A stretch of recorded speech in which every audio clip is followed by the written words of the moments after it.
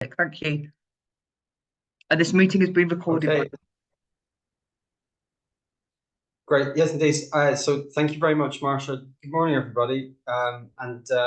Thank you very much to the Centre for Business and Society for this invitation. It's good to speak to you all this morning. I'm going to share my screen. I hope I can, Marsha. Yeah, there we go. So I've got a few slides.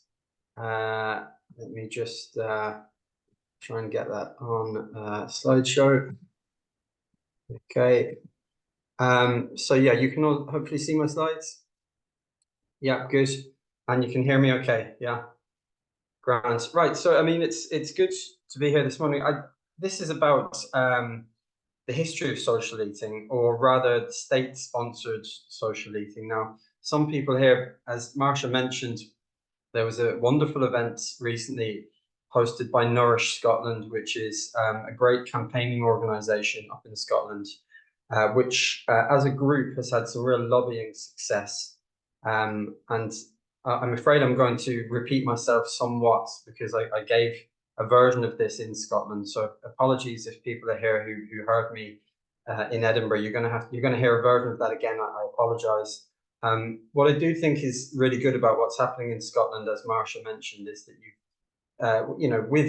as we all know, nothing is perfect, and with some major caveats, they do have something called the Good Food Nation Bill, which has come in 2022, and which I think contains some really good provisions for the imagining of something resembling what we had in the past, which was state-funded social eating, mostly featured in both World Wars, but also after the World Wars. So I'm going to give you the history of that today, and then make some reflections on how we might try and reimagine that today. I should make the point that I don't think it's a good look necessarily for a historian to be too much of an activist. And I say that having been an undergraduate, a graduate just up the road in Warwick University. If any historians among you is still haunted by the ghost of E.P. Thompson, the classic sort of historian activist. But I've always been a little bit uncomfortable about that label. But I do want to, at the same time, make clear that I'm coming at this from a perspective not just from research, but from advocacy, from running a community kitchen up in Merseyside, and from, I suppose, lobbying / consultancy, which sounds a bit grandiloquent, but being involved in food policy really, and trying to sort of make a change to do what I want to address here, which is the assert to assert the right to food. So in my perspective, from where I'm coming from, the reason to start a new canteen culture has to be wrapped within the notion of the right to food. And why have I come to that conclusion? I've come to that conclusion really because I think you've got to look at the progress of this issue through history. And the issue in British history, the ideological comfort zone, if you like, of the states has very much been institutional feeding and targeted feeding. So we all know the classic, Dickensian, please sir, can I have some more? This point is not made just by me. There's a good book published by an American historian, Nadia Durbach, Durbach. I hope I'm pronouncing that properly, or Durbash. It's called Many Mouths, and she makes the point that the state in Britain, through its Victorian period, is always a lot more comfortable feeding people in institutions, be that schools, workhouses, asylums, you name it. And so when Dickens is making the criticism in Oliver Twist, it's of that spirit of political economy that's coming in the 19th century. The New Poor Law, which was focused on feeding in institutions and feeding only the deserving poor. And I made this point up in Edinburgh that I think some of the worst examples of canteen culture or social eating or commensality in history have been institutional. And I gave a few examples of that, including in Mao's China, where it was an awful canteen culture based on so your ability to eat was based solely upon your labor value. So that resulted in people being turned away and starving. In other authoritarian states in the 20th century, again, bad examples, from the fascist states to Khmer Rouge in Cambodia, where everything was communal dining. There was no private eating allowed you, and the only private item you were allowed was a spoon. Really nightmarish stuff, including in the Soviet Union as well under Stalin, which we've got to acknowledge the Soviet Union as an authoritarian entity really embraced state-supported social eating on a big scale, and it wasn't pleasant if you were to read the histories, in terms of and I mentioned this in Edinburgh another time, ideologically pure but very inefficient and incapable chefs, and lots of rats, and according to one history, the eternal reek of cabbage in these venues. I can't think of anything worse than the eternal reek of cabbage. But the point that I'm trying to make here is that in the 20th century, we've great examples of bad, top-down, authoritarian, institutionalized social eating. And by contrast, in Britain, I think we have what we had in the First World War and the Second World War, and afterwards into the 50s, was a version of social eating which was state-sponsored, but was, in my conception, a lot more nuanced than the examples I've given there, and was actually quite a good compromise between the interests of the state and the interests of the people and the voluntary sector, with some big caveats there. But when you compare it to some of the other examples in the 20th century of social eating, I think it worked fairly well. I should also say, before I get onto that history, the reason I'm interested in social eating really came from traveling in Latin America. And I think a lot of you probably be familiar with Latin American culture, where the notion of canteen culture or social eating or commensality is much more established, be it in Brazil or where I've studied extensively in Peru with the comedores populares phenomenon there. So let's get on to a bit of that history and why I think it was actually quite an upbeat history. And I should say that, in making this point in the book, I'm going against some prevailing historiography. Some of the older historiography is fairly negative about state-sponsored dining in Britain in the wars. But I think all I can do as an empirically trained historian is to follow the evidence. And I made the point in Edinburgh that I'm not naturally very well disposed, perhaps, to the myth of World War II and to the Churchillian hagiography naturally. But I have to admit, in terms of looking at the evidence, Britain gets it right in World War II. And I started with the famous quote from Winston Churchill, and I'm paraphrasing here, that nobody wants to eat in a communal feeding centre, but people want to eat in a restaurant. And that's why they called it British restaurants. And it speaks to the notion of joy in eating, that eating together should be something that is looked forward to, that is not just reserved for the very poor, which doesn't just take place in a dingy back streets, but which is something which is joyous and enshrined within the right to food. So that notion of the right to food, I think, talks to the context of the emergence of the language of rights in the 20th century, that the old chilly Victorian philanthropy and the targeted feeding of the very poor had given way, and that the old sort of soup kitchen model of the Lady Bountiful, the Lady of the Ladle, doling out soup to grateful recipients, had given way to the notion of the right to food, that people as citizens of the state deserve to be fed properly. And the woman who you're all familiar with, Sylvia Pankhurst, wonderful woman on the left there.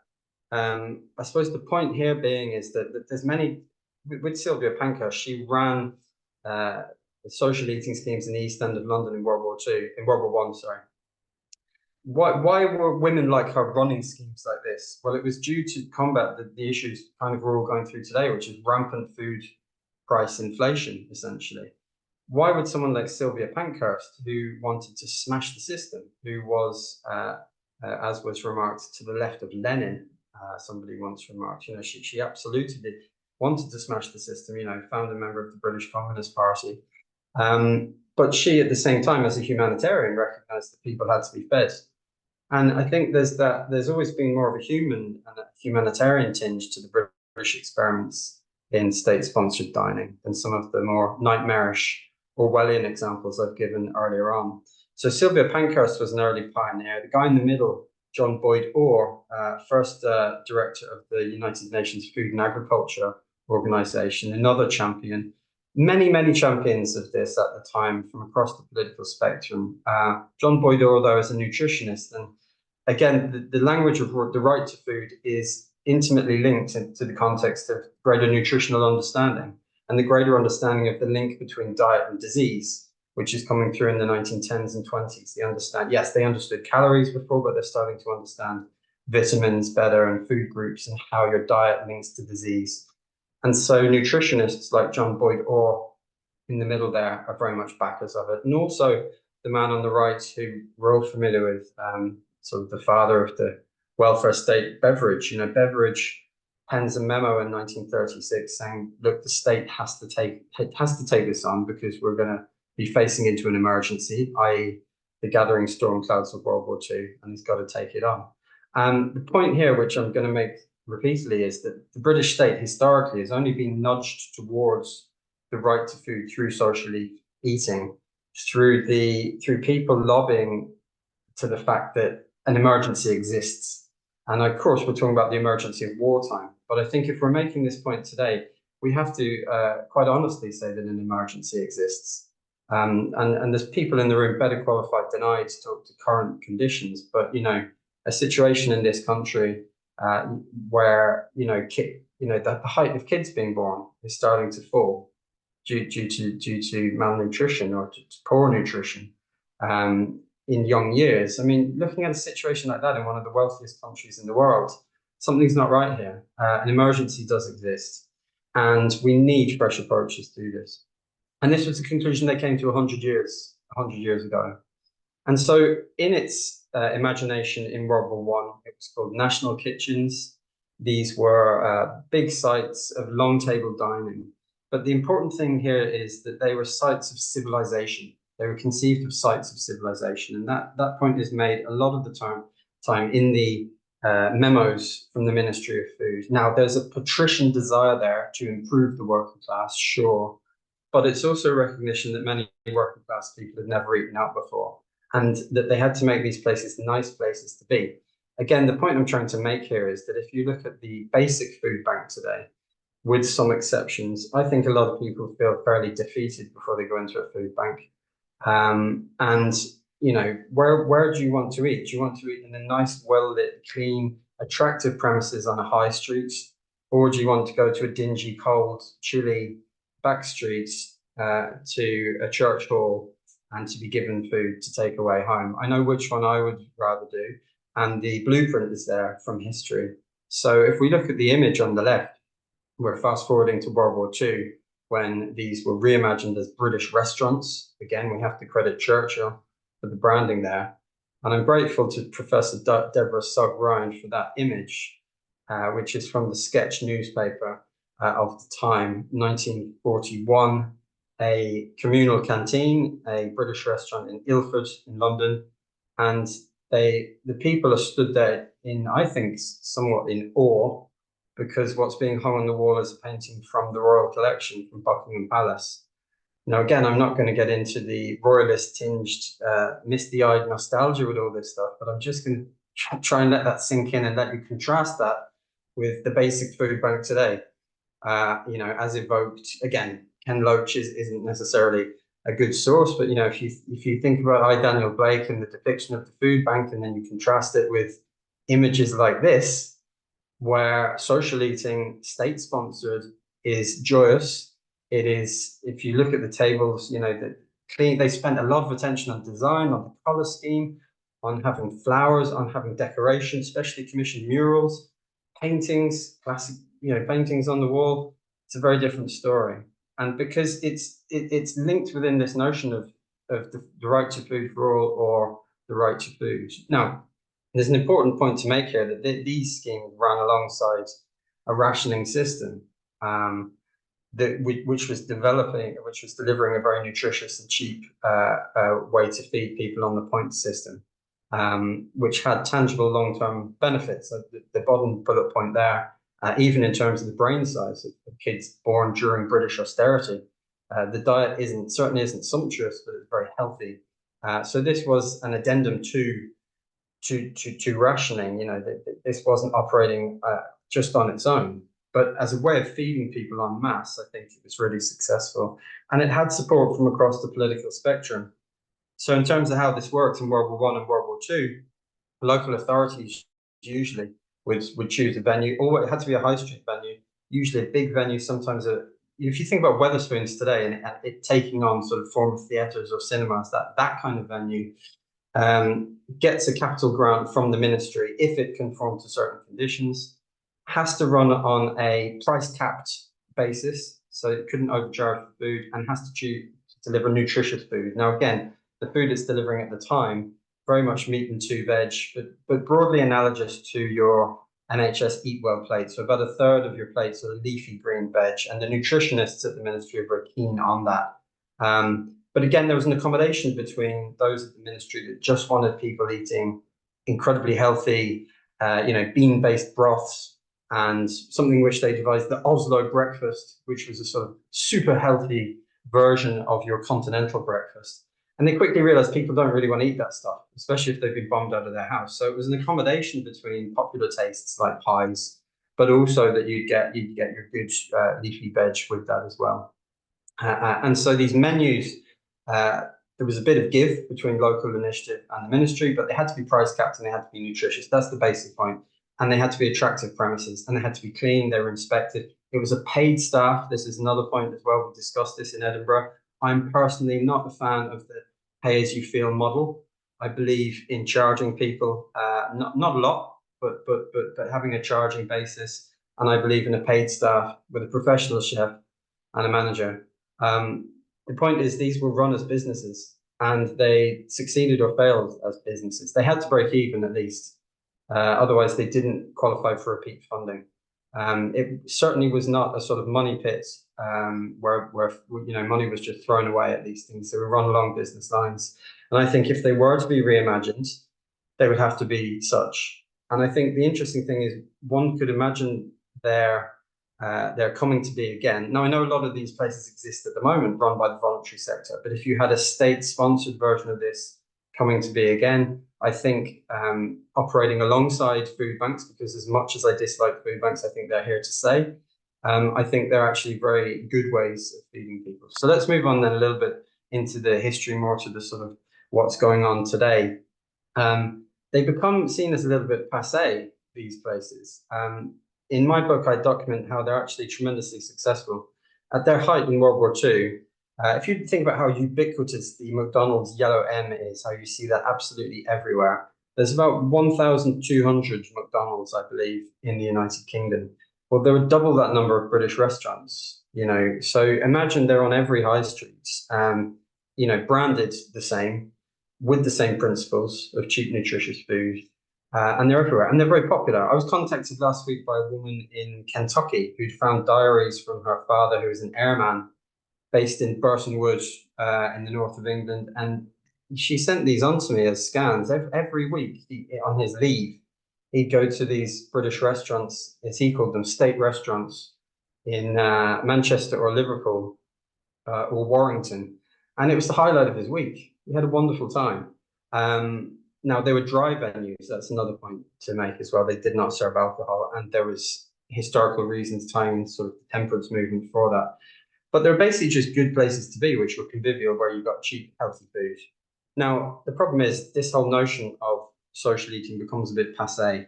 And with somewhat tongue-in-cheek, I do blame George Orwell for that, because Orwell's 1984, where you have the image of the miserable proles being doled out horrible grey, purple slop in their sort of factory canteen.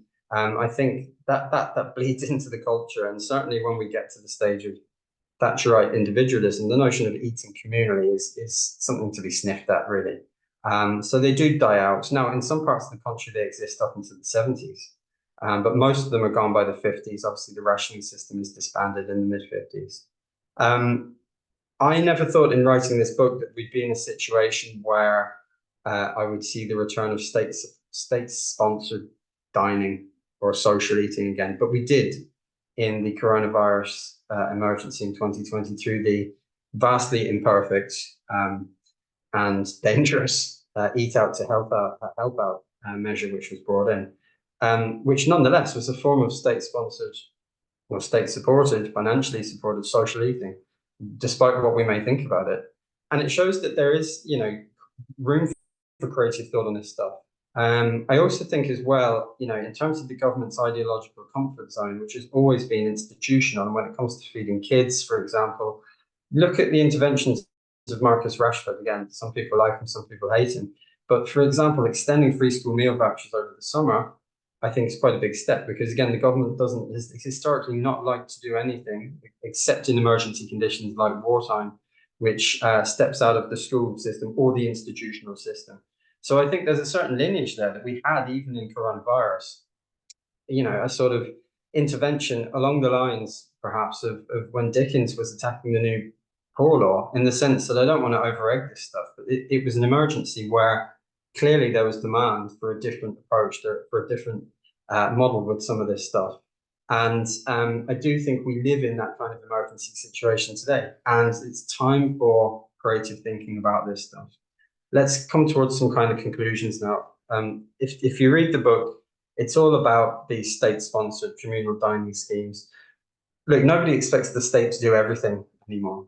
And one of the big mistakes they made in World War I was to push aside the people who had been the originators of these places, who were mostly working class women in inner city communities in big cities like Glasgow and Birmingham, Manchester, London, who were trying to keep their communities and their families alive and to combat wartime price inflation.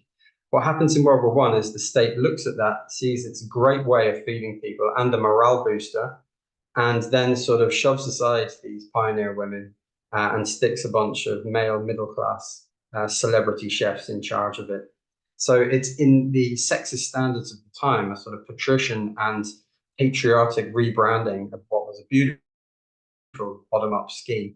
At the same time, I do believe in the big states. I do believe in capital-funded interventions like this. And if you're able to do a little Google of the Food Foundation in London, community restaurants, I wrote a briefing paper for DEFRA with them. So if you just to Google, or maybe we can get up the link, Food Foundation Community Restaurants, a cost of living intervention, which I authored with the Food Foundation, that I think there is scope for their reimagination. But it has to be based on a more nuanced compact between the voluntary sector and the big state. Bring in the voluntary sector, bring in their expertise, bring them in, get them on board, and work with them, and replicate what they're doing in a positive way, but in a supportive way, effectively. And that's not what was done in World War I. In World War II, it was done a lot better and a lot more efficiency. Another mistake they made in World War I was they didn't really bring the private sector on board. A lot of private restaurateurs, grocers, food retail people really pissed off that their struggling businesses were sometimes threatened by a state juggernaut of a massive restaurant plonked right beside them, taking all their business. These days, you would have to, I think, bring the private sector on board, not for reasons of profit, but for reasons of corporate social responsibility. Get IKEA on board, get Wagamama involved, get people who are used to designing, nice, sexy canteens on board, get them to work with you, get architects on board, get designers, that kind of thing. My points though here in the conclusion, and I'll wrap up very, very soon, are that I think the basic food bank system, I'm not a fan. I think it's a great shame that it's been allowed to develop over the last 12 to 15 years of austerity. I think it is Dickensian because it stands against all the progress that I've just been relaying over the last half hour. I think it is a return to notions of the deserving poor. We had an example from a Hackney food bank last week where I was reading in The Guardian, they were taking facial ID as a means of referral. I just find these kind of things, not that I'm a technophobe, but I find them slightly Orwellian. At the same time, I think it is here to stay. And so I would love the food bank system to evolve, to incorporate something like this, but it needs state support. At the same time, I would love a real exercise in branded and state-supported whatever you want to call them, maybe not British restaurants, maybe that's too jingoistic these days. Myself and Ian Byrne, who you'll hear from later, recreated these in Liverpool. Liverpool being a very anti-establishment city, we obviously couldn't call them British restaurants. We called them Scouse kitchens, run out of empty school kitchens, something like that. Let's have a creative reimagination. Nobody wants to go back to history. Nobody wants to be kitsch in reimagining this stuff, but we've basically got the blueprint to do this stuff at the same time. So we've got to learn from history. We have the potential to evolve what we have now into something which is, long-term nutritious, which is sustainable. My third point there, though, and I'll finish soon, is that history shows that the political establishment is only going to back this kind of thing if they are convinced that an emergency exists. And I honestly believe that an emergency does exist in terms of health and well-being linked to diets and nutrition in this country. But I believe these sites have to compete, and they've got to compete against fast food, which is coming at us everywhere. And it's not enough for great stuff in London like the banning of adverts on the tube which show cakes and things like that. It's not enough. I think the state has to get involved and has to back something which is an alternative to fast food. Again, I quoted this up in Edinburgh, so I'm repeating myself a little bit, but I was down in London at an event hosted by Sadiq Khan, and a member of his youth parliament from Tower Hamlets, a young woman, said that she was fed up of white middle-class people, a lot like myself, telling her not to go to McDonald's. She said, McDonald's is safe, it's clean, it's warm, and I can access Wi-Fi, and the food's cheap. And we've got, and many people would say the same thing about Wetherspoons. I can get a free refill. Look, we know the food's crap, but it's somewhere to be. It's a social space. It's a third space. And we've got to compete on that basis. So I would be all for imagining these again as they were, as high streets, competitive high street venues, price capped, nutritious, but safe, somewhere to be, free Wi-Fi, warm, clean. You have to break free from the sort of chilly philanthropy which dominates this whole sort of food and feeding issue. So that's my presentation today. I do think that history shows us the way forward. We shouldn't be bound by history, but my goodness, I think we've a lot to learn from it. And there's no better woman actually than Marcia Smith in terms of the ideas and the connections of how we might sort of envisage this for the 21st century. So I'll stop sharing my screen and welcome your thoughts. Thanks so much, Bryce. That's, again, absolutely fascinating. And again, I think for me, it's really encouraging. I think we met each other, well, quite a while ago, probably about 7 years ago, because I heard about the work that you were doing and your paper initially on national kitchens. We've gone on to do events recreating sort of historical kitchens and have been talking about this issue between ourselves for a while now, along with Deborah Sugh-Ryan at Portsmouth University. And again, I think this is you're quite right, is that it should give us confidence to recognise that there is historical precedent for this, and it's not just piecemeal, but these were at scale projects that were hugely impactful. And again, I think that this type of idea, it doesn't require any technological innovation. We don't have to invent something new. This isn't something completely abstract or really difficult to realise. We've got all the resources that we need in all sorts of ways. It's a matter of organising them differently and making a clear case for the re-emergence of public canteens and the benefits they can have. Ian is just having some issues with our Zoom link getting access to the room. So what I'm going to do is I will present my piece now, and then we'll go back, and hopefully by the time we finish, we would have got Ian sorted out. So I'm just going to share my screen now as well.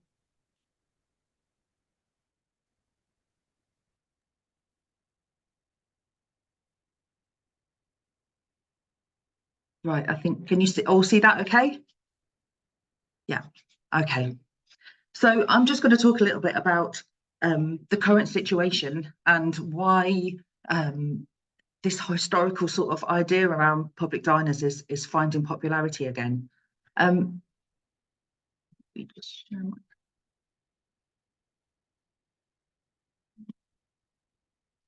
Hold on a second. Let me click through my slides. Hold on a sec.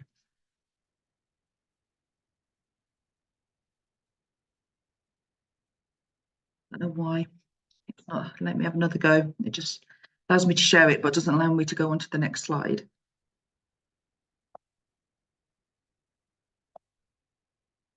So I might just have to do it like this.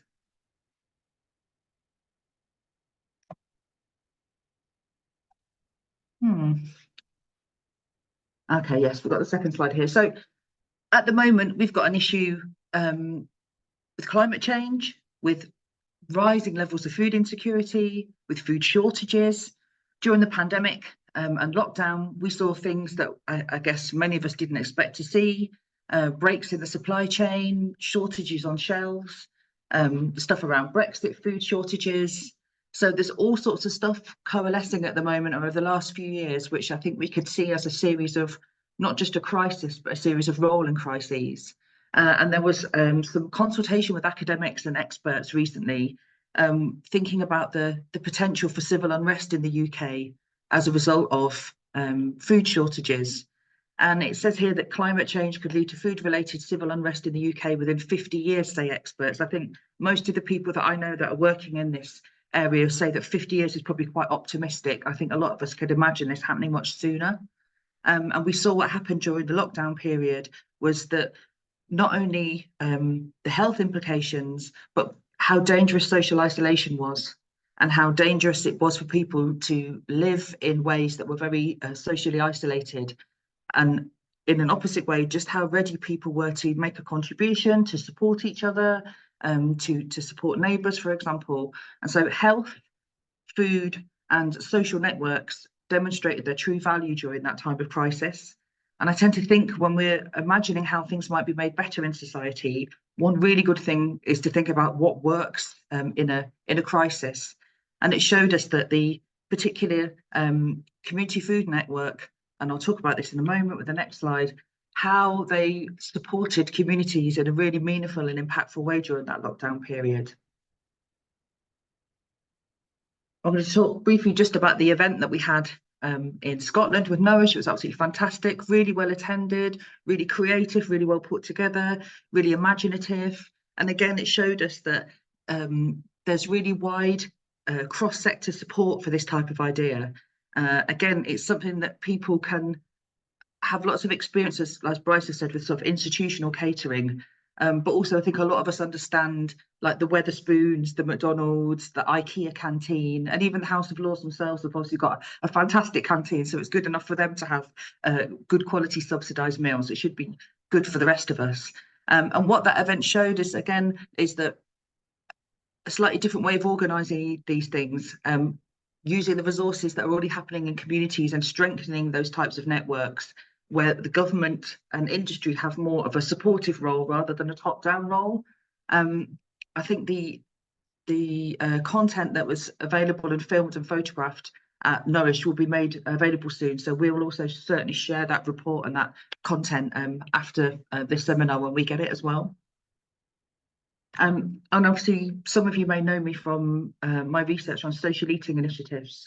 So before I came into academia, I spent about 10 years working in the charitable sector with charities like Food Cycle and Fair Share, with charities like Housing Justice, with local authorities, with public health, and particularly with local community groups to set up what we term social eating initiatives. So I'm just going to give you an overview now of what they are, and then we're going to talk about the benefits of them, and then how this segues into this more contemporary revivification of the public canteen idea. So social eating spaces or initiatives they're low cost, so it's usually just a couple of quid for a 2 or 3 course meal. They're not for profit, so even though they are a paid for service, they're a low cost paid for service. But they have meals at meal times, so they're not open all the time. They're open at meal times, and they have a limited menu. So they usually just have a meat and a veggie option on the menu. But this means that they are freshly cooked each time, often using surpluses. And the use of surplus, again, it's often a contested topic within academia and beyond. I think the groups that we've worked with have showed that, particularly in the East Midlands with Fair Share Midland, they've had a good relationship with their local Fair Share, who've been really fantastic at providing the types of food that these groups need, and it's been useful for surplus charities, especially having sort of large amounts of variable food, because the meal is cooked fresh each time. They don't have fixed menus, and they're not open all day. People don't come in and pick from a pre-existing menu. But actually that means that, as I've said, food is freshly cooked. There's a dynamic menu that changes all of the time. And even though there isn't a huge amount of choice, our research shows that people really value a freshly cooked or sort of homemade meal, and meals that have evidently been cooked by people on site. And again, this also has the sort of logistical and practical issues as well. Just cooking for one large pot at a mealtime is much easier to deliver a meal at scale rather than having the overheads, complexities and costs of having something open all the time and having to have all of those ingredients in the back room ready to be cooked if you have a large selection menu. Ideally, some of our groups also grew and integrated some of their own produce into social eating spaces, and that is certainly something within the Midlands and Nottinghamshire particularly, that they are looking to integrate opportunities for locally grown produce to make its way onto social eating initiative menus. And again, this idea that across a geographical area such as Nottingham or Nottinghamshire, there was a shared model, this model of social eating. So all of the meals conform to this particular type of model, that they're low cost, they're accessible, for example, there's a few things on the menu. But rather than having them open every single day, groups are just usually open once a week, maybe twice a week, or once a month, for example. But there's a number of them in a geographical area. And what that means is that even though you might have low choice in each venue, you have opportunities to eat at different places across the week. And again, I think this is a useful way of practically delivering and making sure that the workload and capacity for community groups who, as we know, are really, really stretched at the moment, to still fulfill some opportunity to give people food locally, but not have to do everything all the time, every single day, especially because a lot of the venues are shared venues that are used by other community groups. So we'll talk about the benefits of social eating now. So our research has shown that having a meal at a mealtime is not only more practical for groups to deliver a nutritious meal, but actually it also means that if you're coming for a 2 or 3 course meal, it's an opportunity to slow down, to sit down and to eat together. So food is a reason for people to come, but the social atmosphere and the sort of staging of the meal is a reason for them to stay. So again, when we look at the UK, we've got one of the highest rates of fast food and ready meal consumption, which again shows that there is a rise in snacking, that the shared meal time has become fragmented in all sorts of ways, that people are working shifts. We've got what we call culinary plurality, which means that people want to eat different things and then they want to have more individual choice, for example. And this creates a sort of foodscape or a food environment where there's a lot of differentiation and there isn't the opportunities for sort of communal eating and food sharing that there has been. You know, food sharing has really been seen primarily historically, or at least recent history, as part of the domestic sphere, as a private matter, and is really organised between the consumer and the producer of food. But we've seen through the proliferation of Deliveroo and Just Eat and Uber Eats that people also want to eat good food, but they don't necessarily have the time or the inclination to make it themselves. And my personal hunch, and it's something that I'd love to explore through further research, is that I think that when people come and give you a meal and cook for you, well, we know that it's a proxy of care within domestic settings. I also think it's a proxy of care within food services like Deliveroo. And I think that's one of the reasons that people are moving towards these types of meal services, is that they actually just want somebody to cook them dinner. And what we've done is we've problematized that. And it's a very neoliberal approach that people should be cooking from scratch. They should be growing their own food. They should be, you know, making the most out of a bag of lentils. They should be budgeting, you know, they should be nutritious, all those things. And I think whilst they are potentially positive approaches, I think the reality is that a lot of people, and particularly the people that we might want to target through nutritious food services, are really overstretched and stressed, and giving them a load of other things to do isn't actually feasible. And I think what's happening is that more and more people that need to be cared for and to be cooked for is being met by the private sector, with all the attendant issues with nutrition and sort of food wastage and packaging and that type of stuff. So I think there's an opportunity here for sort of social eating and public diners to sort of to move into that space and to offer what we might understand as healthy convenience food. So you don't have to cook it, you don't even have to do the washing up, but you can turn up somewhere and have an affordable, convenient meal. There was also lots of surrounding issues in terms of environmental change, that we understand that food carbon neutrality, it's a target that many local authorities are trying to work towards, and the sort of large scale feeding of people from the same pot, borrowing over practices from the private sector around centralisation and centralising the use of resources like fuel, food and water, for example, to maximise efficiencies, but also to minimise all of those individual types of cooking. These types of benefits might also link to things like social prescribing. So again, offering people places for nutritional sustenance, but also mental respite and welcome. So whether they want to just go and sit and just have a meal with other people. People don't always, what I've observed myself over many years of working in social eating spaces, that some people just want to go and sit in a busy family atmosphere. They don't always want to talk, but they really benefit from and appreciate having somewhere warm and welcoming to just go and sit and be around other humans. And that often the interventions that we stage are very limited.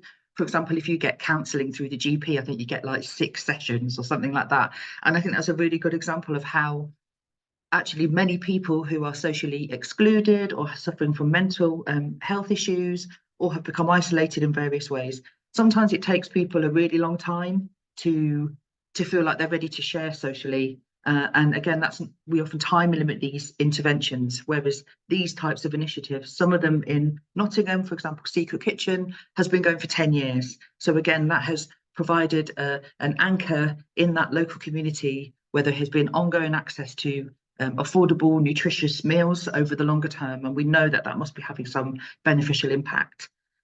Larger scale kitchens, like we're imagining for public diners, might also have opportunities to train people. We imagine that there'll be some sort of large scale catering kitchen behind the scenes that will be processing the large volumes of food that will be needed to scale these canteens sort of hyper locally, and regionally. And that there's obviously also opportunities for sort of food education and that sort of stuff. So again, it's about engaging and developing audiences, and food is a fantastic way to do that. I guess, and as I've said, a 3-course meal is a reason for people to sit down and to stay. So if we have messaging around environmental stuff or public health messaging, for example, or key working stuff around mental health, sitting and eating together, creating that atmosphere in communities is a really fantastic way to create space where we might bolt on other forms of services. And again, when we're looking at building the infrastructure to manifest these types of public dining, it can really strengthen regional food systems. So again, we've understood through the lockdown period that just-in-time model was really precarious, and it continues to be really precarious. We've got other issues with the war in Ukraine and now in the Middle East, interrupting food supplies. We've seen the stuff around sort of climate change and the failure of crops. And again, all of these things are leading us to think about this sort of doomsday scenario within 50, probably a lot less, maybe 30 years, where there is going to be consistent food shortages and therefore the potential for civil unrest. The more that we can harden our regional food systems, the better. And not only because that gives regional groups more control over the way that they deliver services, but it also means that there is sort of hardened infrastructure in place, such as depots, processing facilities, canteens, catering kitchens, which again gives us the opportunity to feed ourselves when it's needed. And I think really importantly for me and my own particular research on social eating and commensality is about this shift towards pleasure, participation and contribution. And Bryce has talked about this sort of patrician, top-down, sometimes quite austere approach to public feeding, and particularly this idea of the deserving poor, which I think most of us would reject.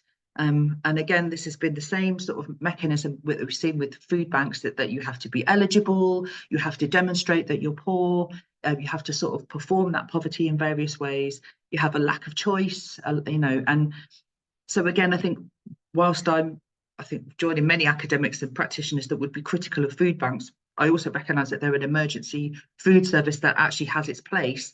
The issue is that has become normalised and bureaucratised within the current climate, and what we're looking at is pushing back on some of those things to create. So again, the connection between waste food and poor people, or surplus food and poor people, is quite rightly identified by academics and beyond as problematic. My take on it is that it shouldn't be waste food for poor people, it should be surplus for everybody. In a large industrial nation like ourselves, feeding 60 odd million people every day, you're going to get surpluses. I think for myself, the issue is that how we capture those effectively and make sure that they're not wasted. And my sort of bugbear has always been that it shouldn't be poor people eating surplus, it should be everybody, and we should see it as a civic opportunity to make sure that no good food is wasted. And so we can understand that the model of social eating and its use of surplus, and the way that it has a dynamic menu that's freshly cooked, is about almost like homemade meals in public places. And it's bringing in some of those domestic elements of commensality around sitting around the table and eating with other people, and everybody pretty much eating the same thing at the same time. But it's also got those elements of exceptional commensality. So going out for a meal, paying for a meal, not having to cook the meal. And again, this whole idea around reorienting the way that we deliver services, creating services that we would like to visit, that we would be happy to use. And I think that really should be the bar that we set as a standard. And so again, how we reorient things around public health or climate change, around pleasure, participation, sharing, contribution, and how much that is a pull towards doing something rather than telling us all these things that we shouldn't be doing. Okay, next slide, give me a second. So I'm just going to look here briefly at some expressions of public canteens as we see today. So on the very left with the blue stripes is a milk bar in Poland. I'm still in the process of trying to find out from contacts at the Polish government why it is that we still have the funding in Poland for that. So we know that Bryce's research showed 3 really interesting reasons why the British restaurant went into decline. One was that they wanted to get women back into the home, back into domestic spaces, which again, hopefully is not something we would be dealing with now. The second is probably still the case to a certain extent, which is that they were anxious about large volumes or numbers of working class people hanging around together in groups, which to me just sounds like heaven. But for some of those politicians, that was something to be wary of. But the third and probably most pertinent reason, which is still needs careful consideration today, is that the private sector lobbied government and said, actually, it's unfair that we have a subsidised issue. So I'm very interested to find out from the Polish government, given the rise of private enterprise around food in Poland, why the government still funds its milk bars. So milk bars are places where you can again go for a really, really cheap meal. It's like a worker canteen out on the high street, and a number of them exist today, and some of them absolutely fantastic buildings, for example. The bottom with the fetching sort of yellow and black zebra stripe or tiger stripe is a Wetherspoons. Now, Bryce has said, again, using short dated beer, offering a cheap pint on the high street, love them or hate them, Wetherspoons are busy. And when you go to them, they are full of people sitting and having coffee and reading the paper and having breakfast in the morning. And again, it just shows that there's a dearth of places on the high street that are affordable. So you think we'd have pubs, working men's clubs, social clubs, and there were places, works canteens, bus station cafes.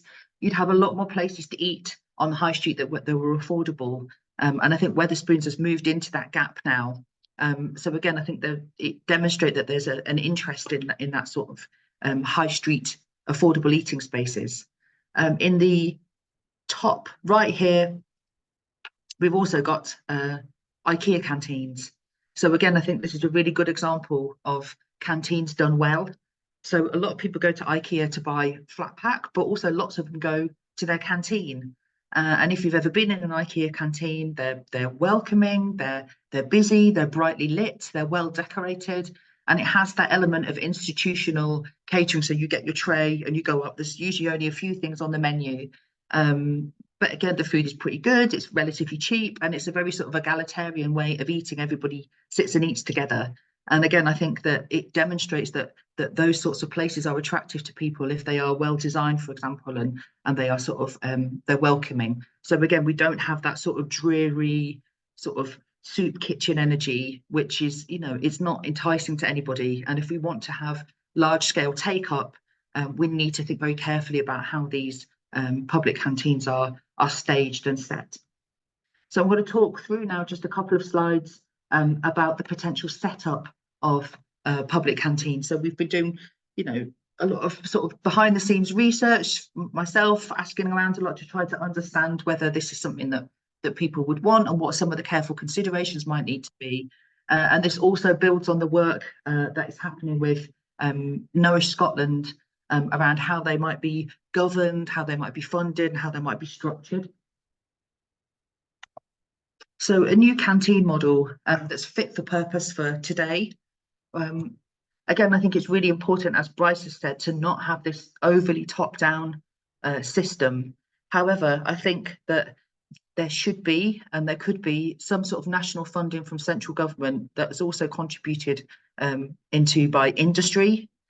And that would be probably the form of a grant that could be applied to, again, subject to certain conditions in terms of like hygiene certification, for example, that we could really tap into industry expertise in terms of infrastructure, logistics and processing. I mean, food is this thing it's really particular in the sense of it's perishable, it's fragile, and it comes with loads of caveats in terms of its sort of organisation.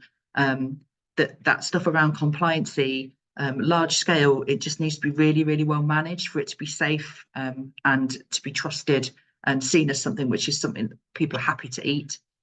There might be some opportunity for businesses to have some sort of tax incentives for lending in their expertise or donating to the building up of some of these projects.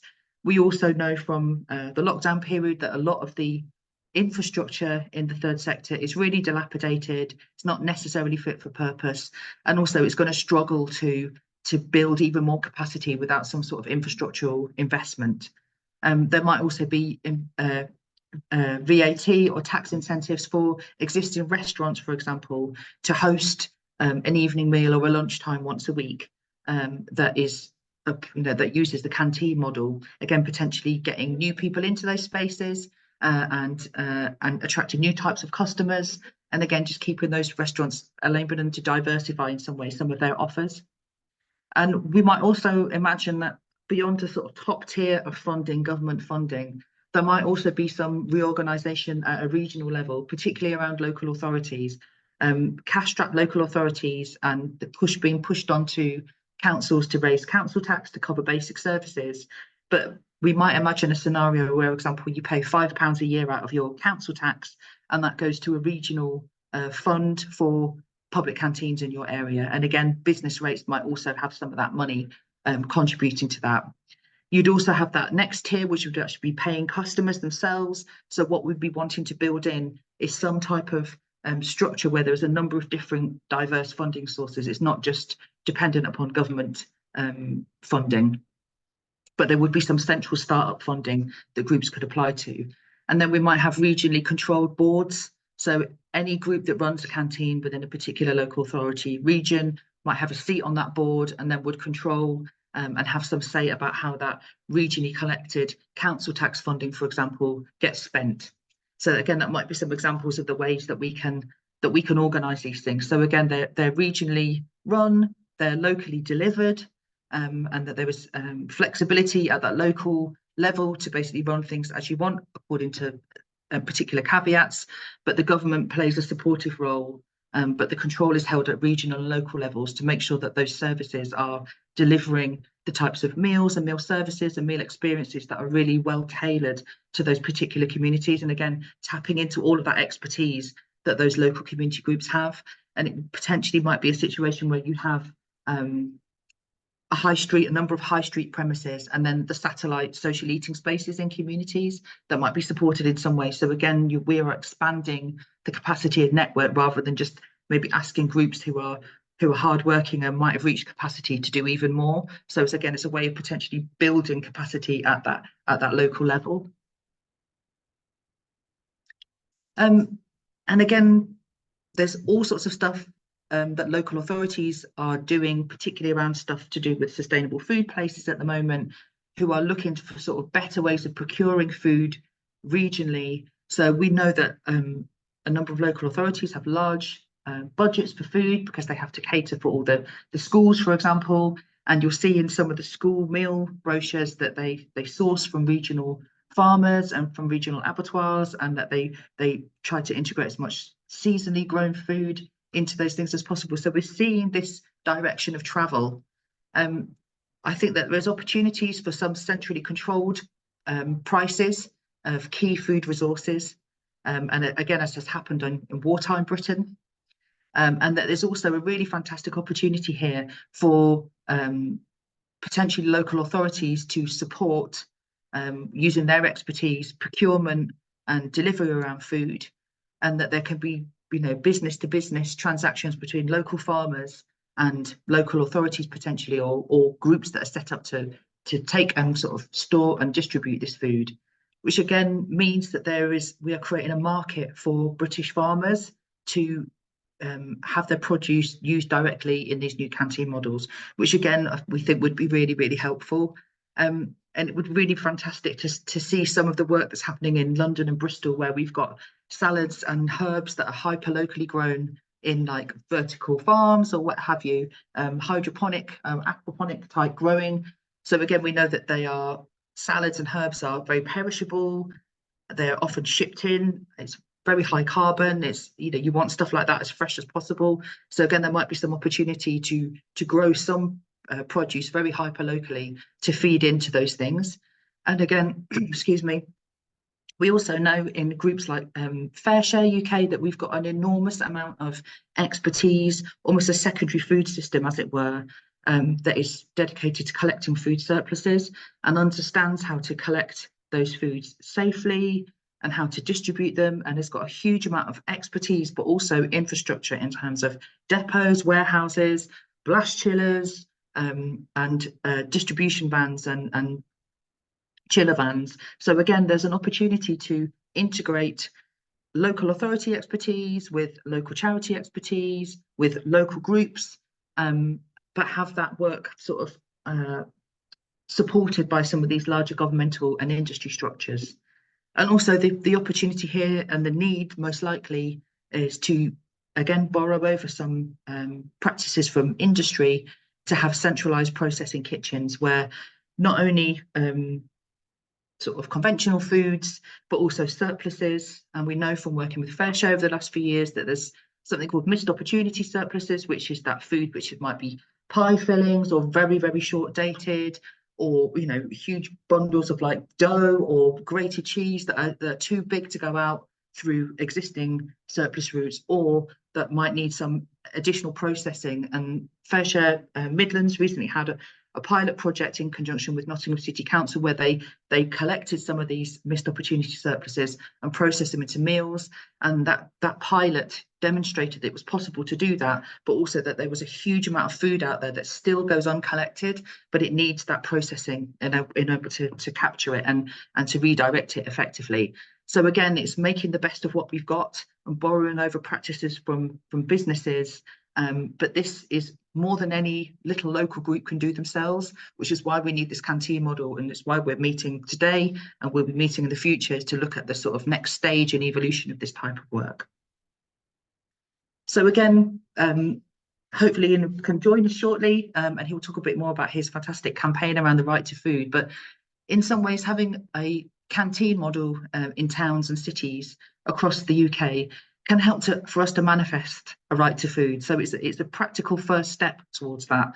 So again, it might be that there are places across the country with a national kite mark that are price capped, and whenever you go into them for a couple of quid, you're going to get sit and eat a good quality meal with other people, knowing that that food is potentially ensuring that it's not going to be chucked into landfill, that it's maybe regionally or locally grown. So there's sorts of different opportunities to sort of brand and entice people to this type of stuff. But it's also got to be, it's got to be tasty, it's got to be delicious, it's got to be places that people want to go.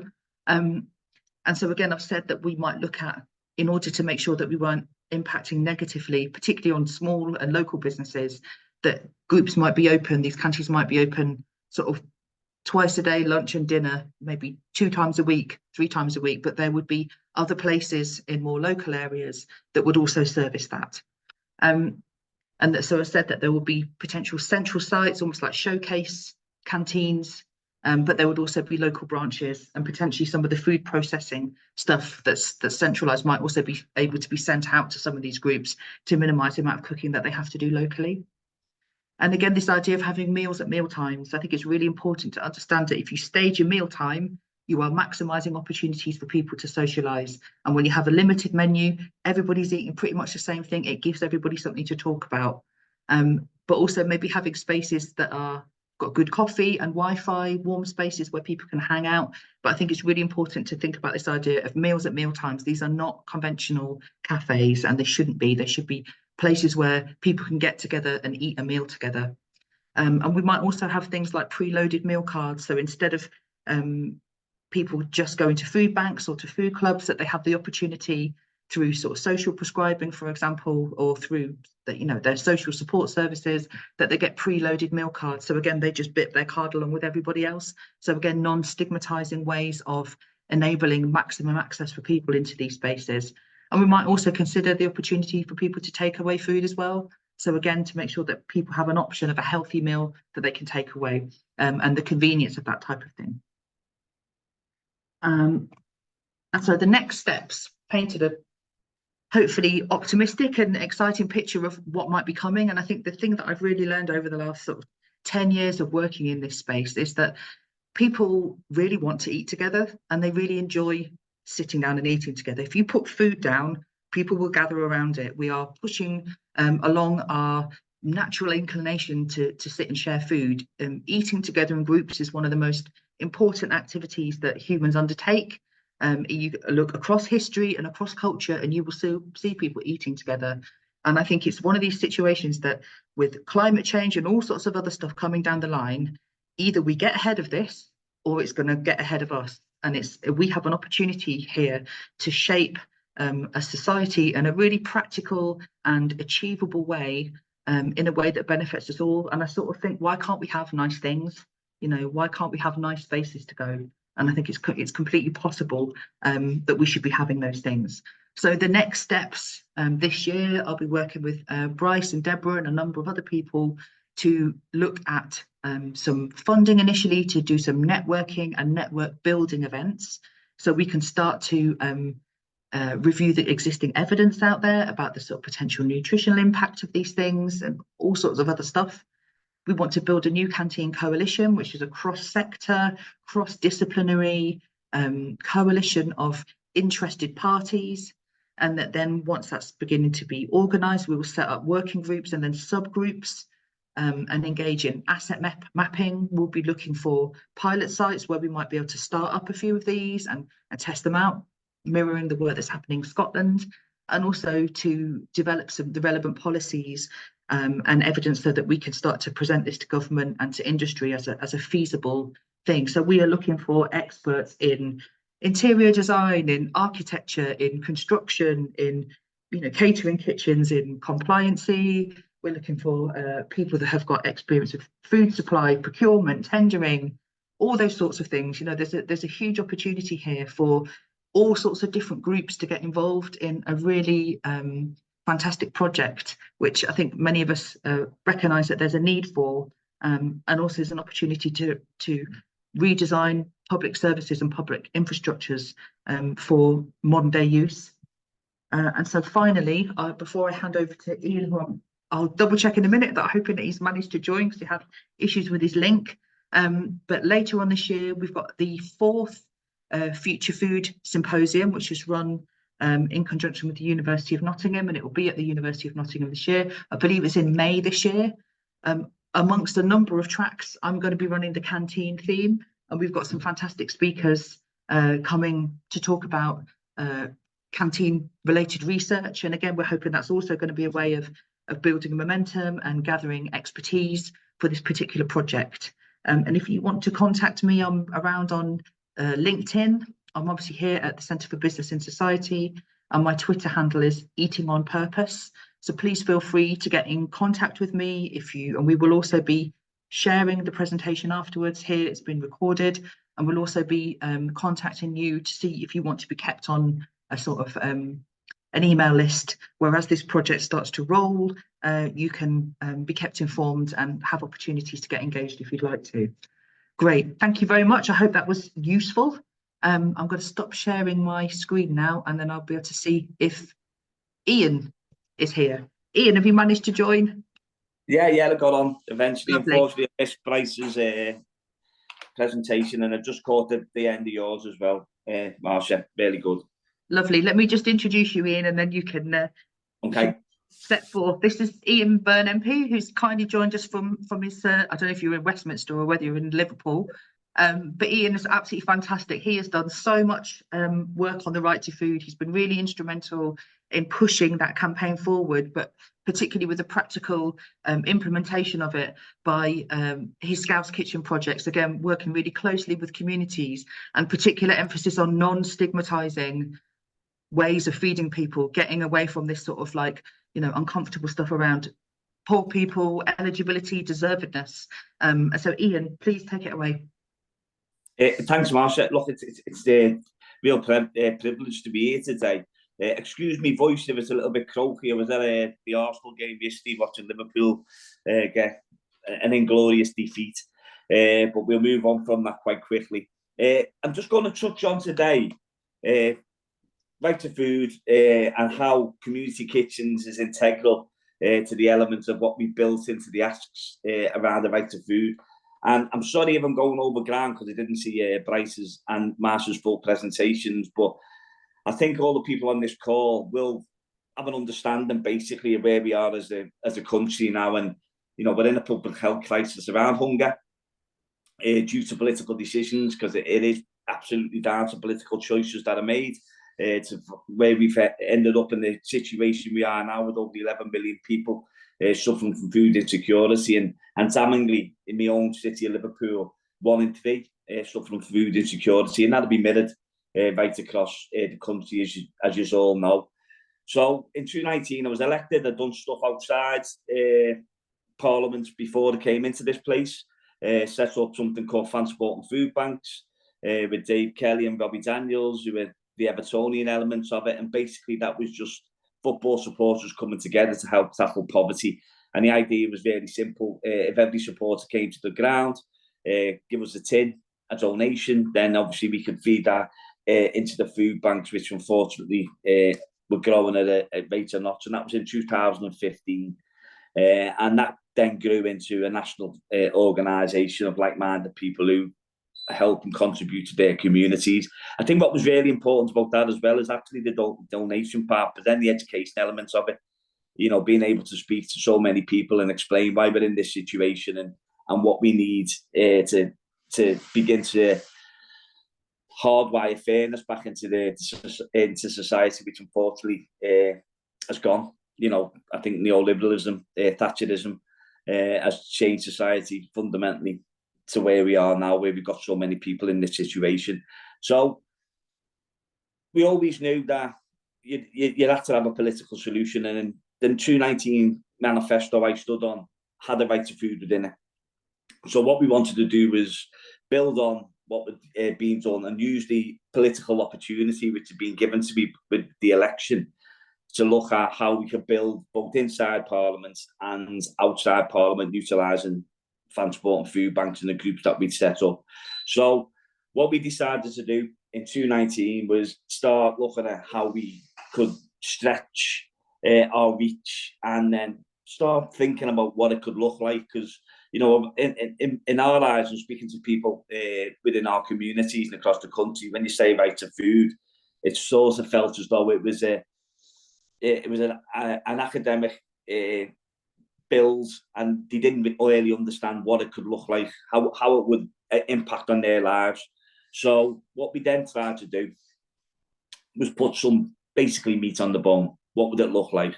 So during COVID, we went out into communities right across the country, Zooms in many evenings, and just to try and get an understanding of what was actually happening, but also what they felt the solutions were. Then I worked with fantastic people like Shami Chakrabarti. We worked with people within who were fighting poverty, academics, and we just pulled together five demands really. What the right to food would look like: universal free school meals, the government to be actually accountable to the political decisions they were making and come to Parliament and explain whatever decision they made, what impact that would have on poverty and fighting hunger. So that is it's a key demand, because obviously we know political decisions get made and these things aren't taken into account nor publicised, the actual impact that they have. Independent enforcement of legislation to ensure that we had a body which could actually enforce any legislation that we actually got passed. Community kitchens are absolutely fundamentally key to what we felt as though right to food should be, which is obviously about the destigmatisation of hunger, and then ensured food security was the fifth ask, which is basically competition, planning, transport, local government, also the ability to price cap. You know, we've got the horrific scenes now, haven't we, where if you go into a supermarket, you see the baby milk under lock.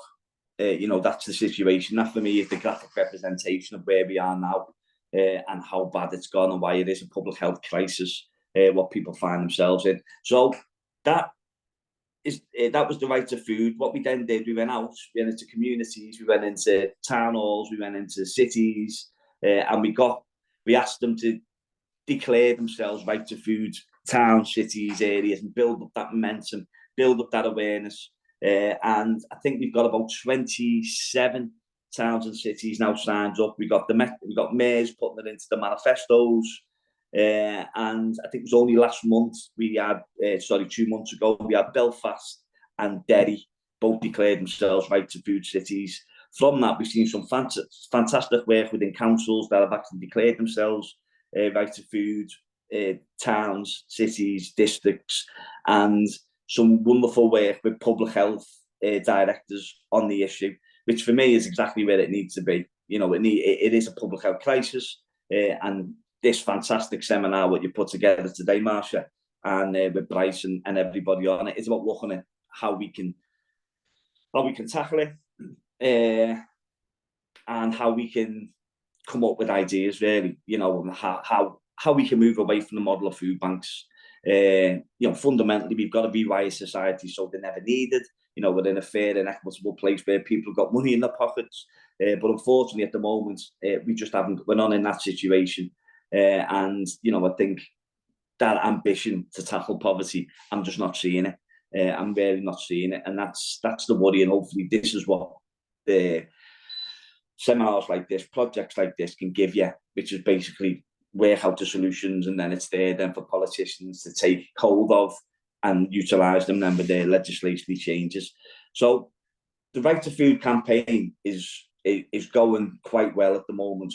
Another key element of it is the United Nations element. So we got within the EFRA Environmental, Food and Rural Affairs Select Committee, which I sit on, we actually got a recommendation from the committee in its food security report last year, asking for the United Nations Special Rapporteur on Right to Food to be brought over to the country to do a report on where we are as a country and potentially what solutions, you know, could be worked into an overall strategy, which is really important.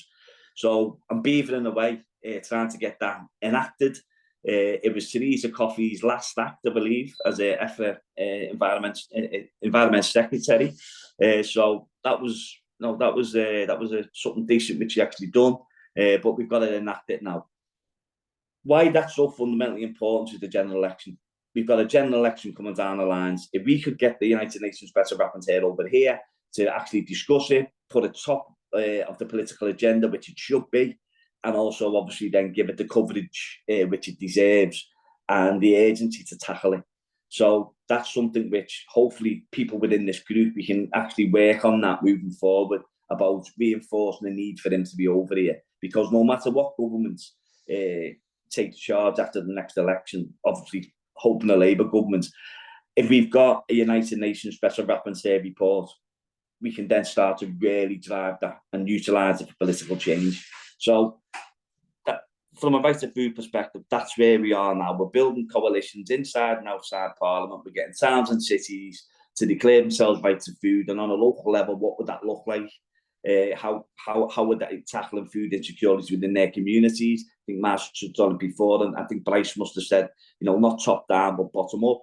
But I agreed with what Marcia said. You know, it is a public health crisis, so the government should be stepping in, certainly with funding, to look at solutions to what we're seeing in our communities.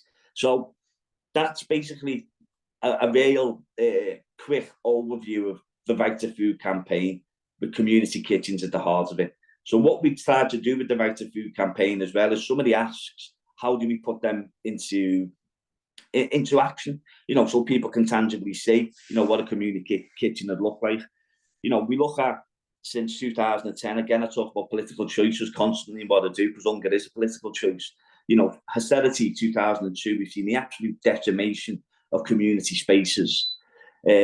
Certainly in my community, and I'm sure in your communities right across the board, we've seen the absolute decimation of Meals on Wheels. 50% of councils stop offering Meals on Wheels. If you're lucky enough to be in a council that actually still supplies it, you'll know the importance of them solutions. But these solutions which have been there, I think Meals on Wheels was 1945, I think, you know, when it actually were, to see them slipped away and to see where we are now, but then we've got to look at reinventing that.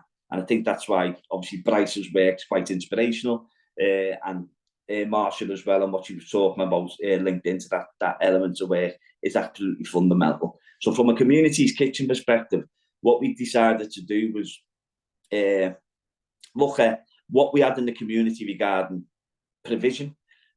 And we've seen schools as an absolute natural progression, because the school buildings with the kitchens are sometimes the only asset within a ward, within a constituency.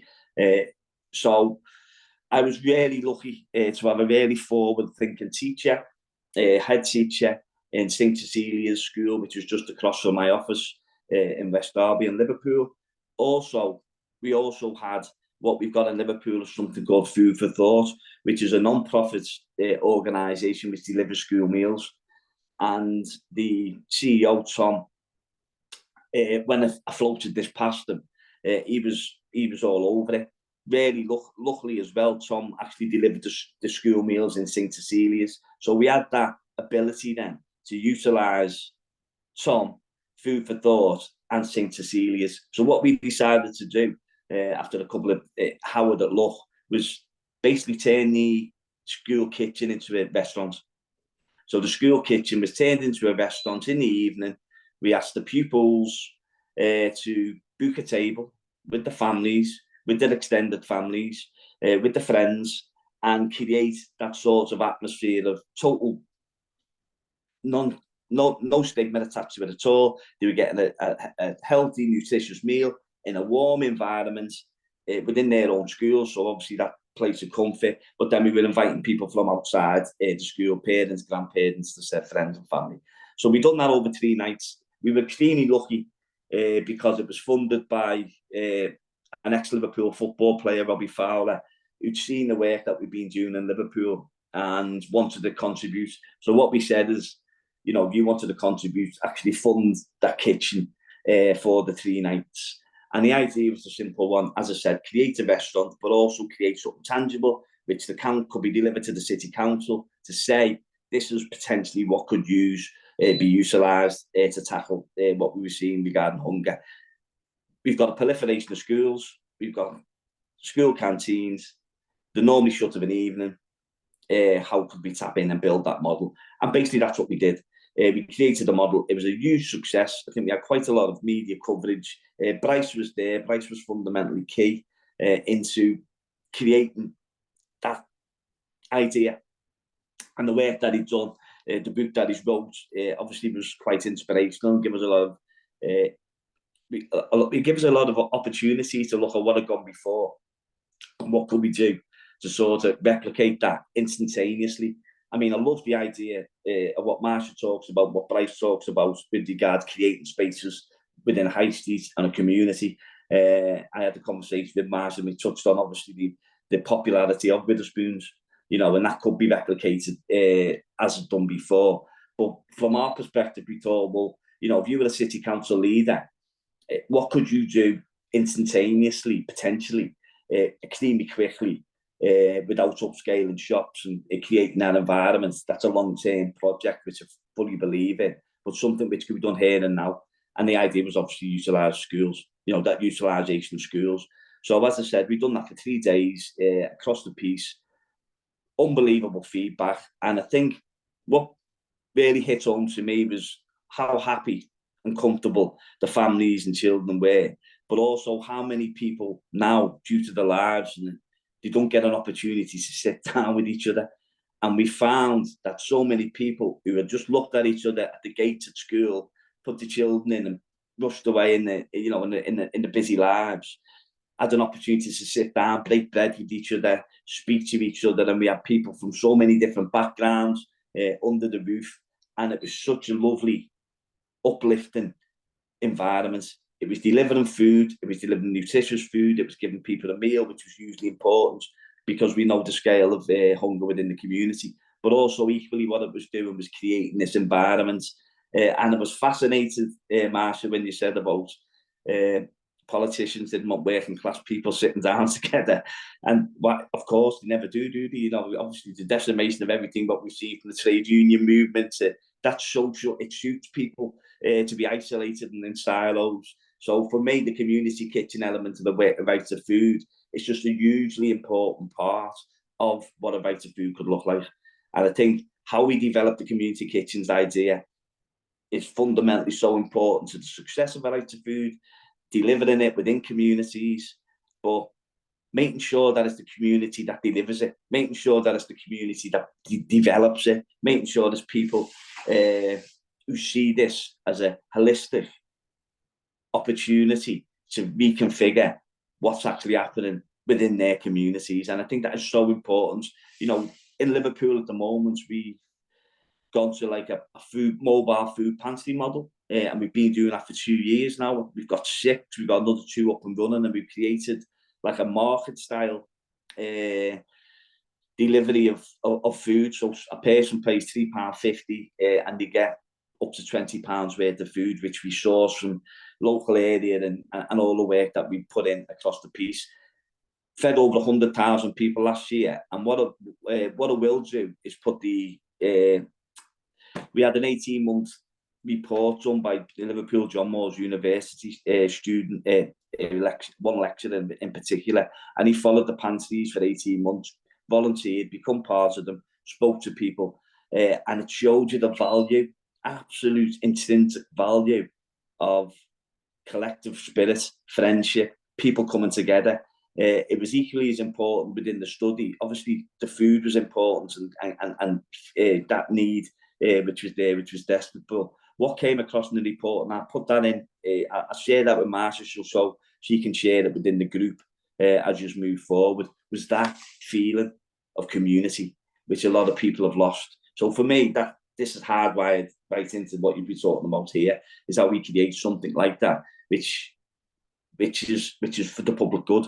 You know, and that's what was created when I read Bryce's book. That's what the original vision for the restaurants was, and things haven't changed. You know, they're as bad as they've ever been. So the need's there. So I'll just finish on that, and that's basically what we tried to do, was bring elements of the right to food to life, put it into people's minds so people can actually see when we say, well, we're fighting for the right to food, how would that look? What would that look like? People can see the universal free school meals as well. Obviously, the fantastic work Sadiq's doing, and you know that will come to fruition. I think the pressure behind that is there, and we think we'll get that one day. Just before I finish, I had a conversation with the NEU about 4 weeks ago, and we met Food for Thought, and it was about the delivery of universal free school meals. A little bit of a tangent here, but it's worth thinking about because it connects to this. If we got a series of community kitchens, if we got a universal free school meals, how do we ensure that it's not taken over by a company completely driven by profit? And then gives what we've seen during COVID with some of them companies who we won't name, but you know, they are some of the appalling meals that were going out to children during COVID. How do we create something which, if we do get a legislative change, it isn't captured by the private sector, it isn't captured for profit? And that's something which I think we've all got to be very careful of, is when we drive these solutions, we also build in what it could look like from a non-profit organisation perspective. How do we ensure that all the fantastic work that we do to get it into legislation to win that battle is then sort of captured by organisations which haven't got the same moral ethos of us as people on this call? So it's something to consider as well. So when we're talking about how we set up these, do this, set it up, we also consider how would it be delivered? How would we make sure it's got longevity and it isn't captured by companies who, as I said, would not work to the same, who would not want the same results as what we want? It'd be about profit. So I'll finish on that. Absolute pleasure. And I'm going to stay on to the end anyway, so happy to answer any questions.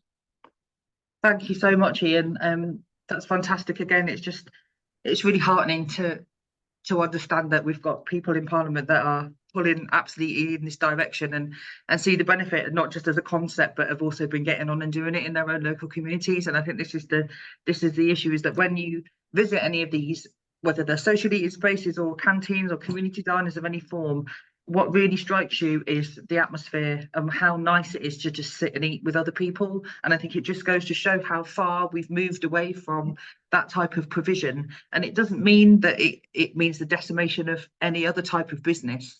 But if you want to go and have a cheap meal in town, particularly, like I say, if you've got children or something like that, where do you go? Where can you go into town that you can get a meal for a few quid? There isn't anywhere. So in some ways, this isn't about treading on other people's businesses. It's filling a gap which is actually there. And for lots of people that are experiencing food insecurity, they don't just experience it materially in terms of difficulties in accessing the sort of sufficient types of food that they need to keep them physically nourished. They're also excluded from that reciprocity around meals. So going to office parties for food after work, having their children going to Christmas parties or birthday parties, for example. So there's a huge issue that people are not only food insecure, they're also suffering from social food insecurity, which we know has an enormously detrimental effects on people's lifespan. And there's an interesting study that's one of the longest term studies coming out of Harvard, which is looking at people's happiness. And it shows that almost regardless of anything else, the people that have strong social networks not only live longer, but they live longer in better health. And we know that food is one of the best ways to build and maintain social relationships. And also it's something that we all have to do. So why can't we make it something which is pleasurable? You know, I want to live in a flourishing, thriving society, not only where everybody has enough to eat, but there are nice hangout places for people to go. I think there's all sorts of stuff that happens socially, but we need to have space for people to sit and hang around. And there's all sorts of stuff that people will come up with, but you need to hold space and let them connect, first of all. And to me, that's much more of a positive vision rather than dystopian sort of food riots within 50 to 30 years that we're seeing floated at the moment. And I certainly, chime with Ian and Bryce that I don't want to see this sort of taken over by sort of Amazon or something where you just have some sort of food pellets dropped on you from above. We're scrabbling around for Jeff Bezos to fly over and sort of deliver us some food parcels. Then probably when coming to the end of our life, we'll have some sort of booth that we sit in that basically probably euthanizes us and turns us into the next layers of pellets. So, I read lots of sci-fi, so I'm hoping to move away from this dystopian future. But on a more pragmatic level, we can see right now that there is so many issues around the sort of security and fit for purposeness of our food system. So again, there's huge opportunities here. I'm just going to try Michelle Thomas. I can see you're on this on this call, are you actually, I don't know if Michelle is listening, but Michelle has done some really fantastic work at the University of Nottingham, where they did some nutritional testing on social eating meals. Michelle, I don't know if you were there. Oh, sorry, she doesn't have a microphone. Well, excuse me if I just speak for you here, Michelle, but I just wanted to highlight the research that Michelle has been doing at the University of Nottingham. So she has been doing a load of research looking at both macronutrients, but also micronutrients deficiency, and particularly looking at the effect that the 20 quid uplift to universal credit had, and then what happened when it was removed. And her research and Simon Wellham at the University of Nottingham has shown that it's not only having sufficient food, it's the things like the micronutrients, like iron, zinc, for example, over longer term is having such a detrimental effect on people's health over the longer term. So we understand that, you know, life expectancy is starting to reduce, children's height is starting to reduce, but also micronutrients in terms of fertility is also starting to reduce. So again, there is these underlying health issues which are storing up for our future, which are going to be really problematic burden upon our health services, and a lot of them can be so well remedied by just having access to good food. And Michelle's research also did some spot testing on social eating meals in Nottingham and Nottinghamshire, and again, contrary to belief that people might be eating sort of waste food, for example, actually cooked into meals. These meals at social eating spaces, Michelle's work showed that they were really, really nutritious, even more nutritious than expected. So again, this idea that communities are very capable of feeding themselves fantastic food, but it's some more of these centralised mechanisms for ensuring the security of that food supply, ensuring it is, you know, price capped. And again, as I've said, the opportunity for local authorities here to broker some of those relationships with farmers and stuff like that. So again, we're trying to create it as a win-win situation rather than being something that we're trying to sort of just get rid of the private sector. It's actually about carving out a new space in the middle that's been really decimated.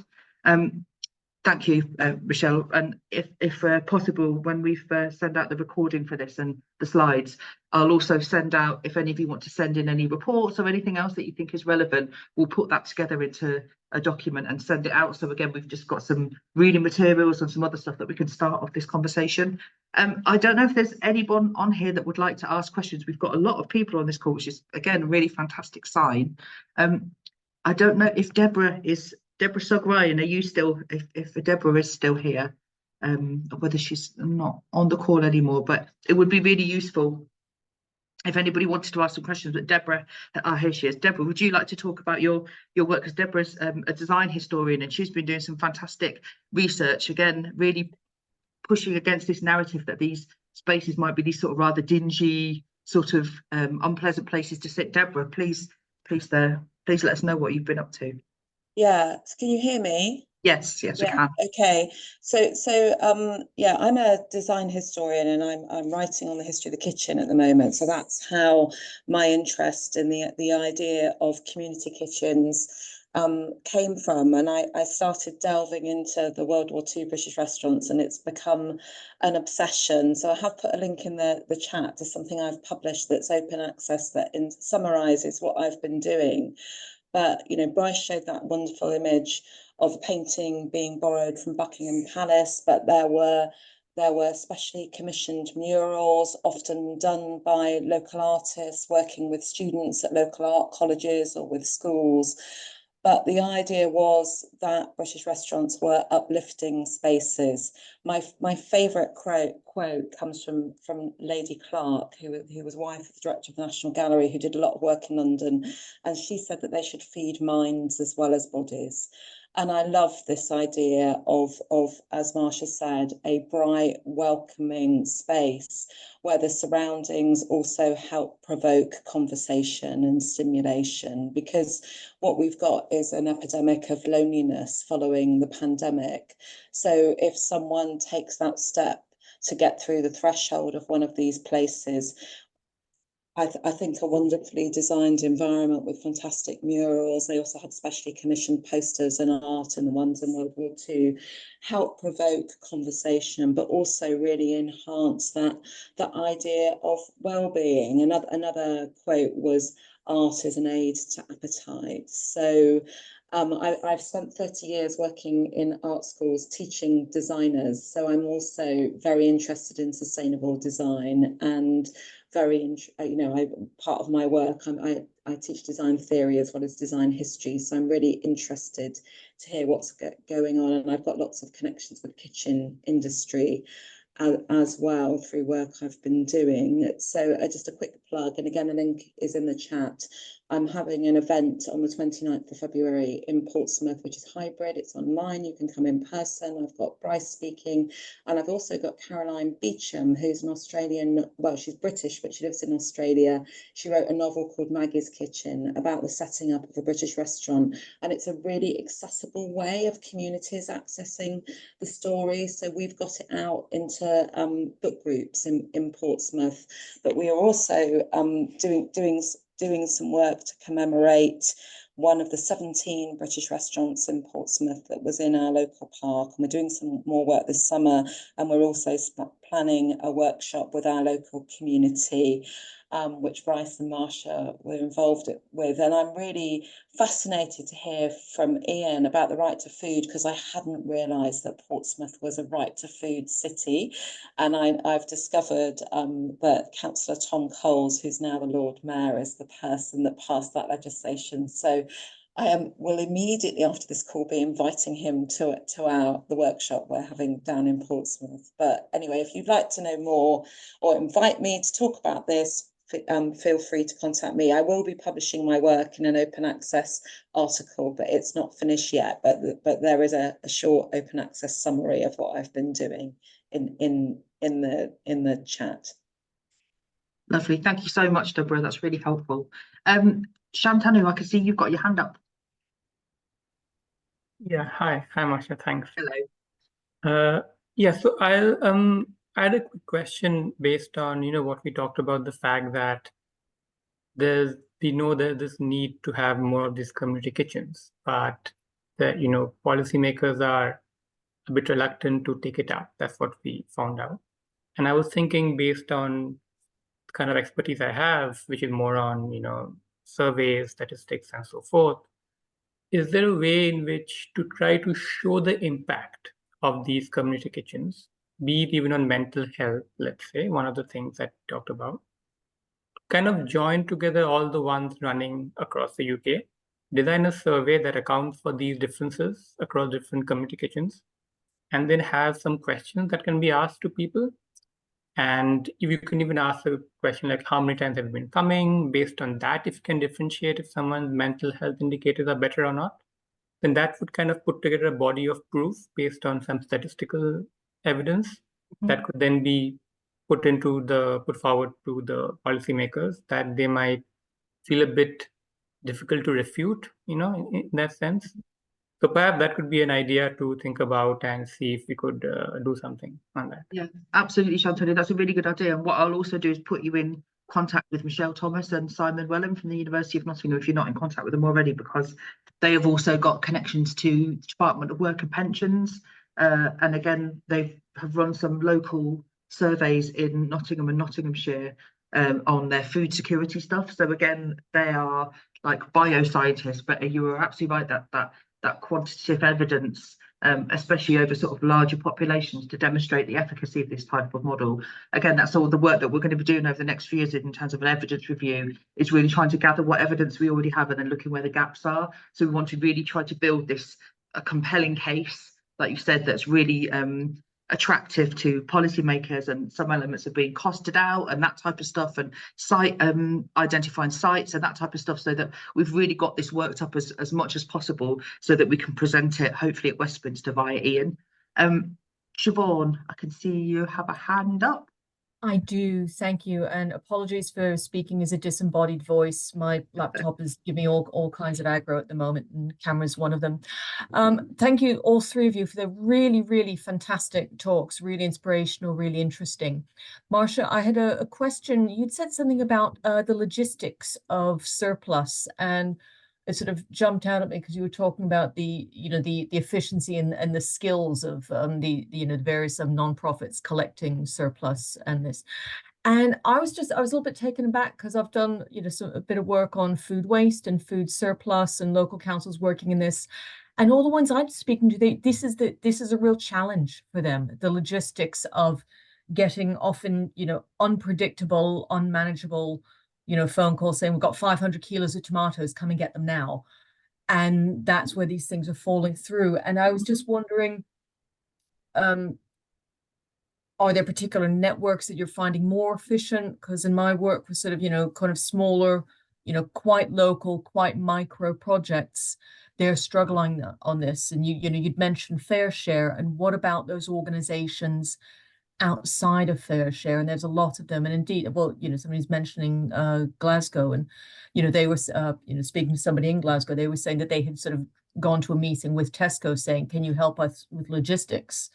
You know, obviously Tesco's are really quite good at that sort of thing, and Tesco sort of said, that's interesting. So how do we move this forward? How do we help these struggling initiatives who are not Fair Share and they're not Tesco and they're somewhere in the middle?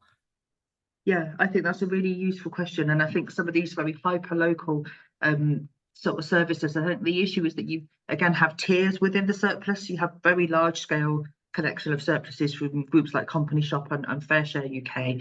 And then you've got a number of other different types of groups that are collecting often at a local level, smaller amounts, which again are much more variable and often even shorter date, particularly charities that are collecting at the back of store. And again, I think that we don't have any simple answer to this, but what we do know is that there's a high degree of expertise that's held within these networks, even though they might not be supported enough through funding, for example, but they've also got those micro connections out into communities where there is food. So again, I think having some things like centralized kitchens in places, because again, we've realized that it's all very well collecting food, but that food is perishable. It's often very perishable, you know, it has to be kept safe and compliant, and then it has to be processed or redistributed. And that's an enormous amount of work that happens often for quite small amounts of food. And so again, groups have to ask themselves, is it worth it? Sometimes they want to build up those relationships and they've got a particular commitment to making sure the food isn't wasted. But some of them have just got a more of an interest in actually just feeding people. So again, I think some of this, to answer that question, it's about tapping into the expertise of local initiatives, local charities and national charities to basically build some of these infrastructure. And again, stuff like depots, warehouses, chillers, storage spaces, all of that infrastructure needs to be developed. Now, Fair Share do hold a load of that, and they've certainly hold a huge amount of expertise in dealing with very sort of short-dated or sort of different volumes of food. And I think it's about looking at where there are gaps in those and where there are. So, for example, I know that Fair Share, in identifying this missed opportunity surplus, which is stuff that's, say, partially made or very, very short dated, said that that's a huge volume of food that's out there that's currently being uncollected because there just isn't this process of collecting it. And similarly, we have charity groups that are signed up and they might do back of store collection. That's often out of hours that they have to go, often using their own transport, and sometimes the stuff that they can get could be either small amounts, very short dated, or really variable. And so again, we've got to, some of the stuff that Co-op has been doing has been a really good counter to this. So instead of groups going picking up at the back of store, their vans, ostensibly Co-op is a convenience store in lots of ways now, but heavy saturation within neighbourhoods, is that when they go off and drop off their food, they have an empty van, so they pick up all their own surpluses and then send them back to Fair Share, that then aggregates that back out into bread, fruit and vegetables. So again, there are systems that, for example, the Co-op has spent some time to try to make sure that it was avoiding some of the pitfalls, which was really just pushing a lot of that work onto local groups to go and collect food that actually wasn't in the end always very helpful to them. So I think there's lots of lessons out there for things that don't work, and there's a huge amount of expertise, and there's also some examples of things where they do work. But the real issue here is building that back end logistics around food collection. And again, it's also got to have somewhere. It's no good collecting it if there's nowhere to store it or process it. But also what you need is a market to consume it. And so again, we're hoping that looking at these different tiers of organisation and different tiers of ways of generating income will mean that basically there are more routes to market for all of this food. And that we can ensure that more of it is collected and none of it is thrown away where possible. So hopefully that answers in some ways your question, but you're exactly right to identify it's a really difficult issue, and it's particularly difficult because a lot of the time that work is pushed onto charities to do when they're often least equipped to do so. Any other questions? I don't see anyone else's hand up.